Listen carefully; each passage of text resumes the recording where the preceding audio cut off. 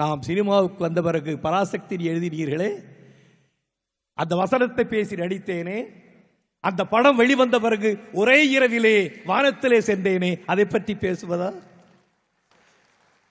ஒரு சமயம் எனக்கு நீங்கள் எழுதி கொடுத்த வசனத்தை என் அருமை சகோதரர் SSR அவர்களை பேச வைத்தீர்களே, அதை பற்றி பேசுவதா? அதற்கான நான் உங்கள் மீது கோபித்துக் கொண்டேனே, அதை பற்றி பேசுவதா? பிறகு அதற்காக நீங்கள் கோபித்துக் கொள்ளாதே கணேசா, இதோ நான் எழுதி கொடுக்கிறேன் என்று அரை மணி நேரத்திலே ஒரு வசனத்தை எழுதி கொடுத்தீர்களே, அதை பற்றி பேசுவதா? காவிரி தந்த தமிழகத்து புதுமணலில் களம் அமைத்து சேர சோழ பாண்டி மன்னர் கோபுரத்து கலசத்தில் யார் கொழிதான் பறப்பதென்று இன்று போல் போர் தொடுத்துக் கொண்டிருந்த காலம் அது.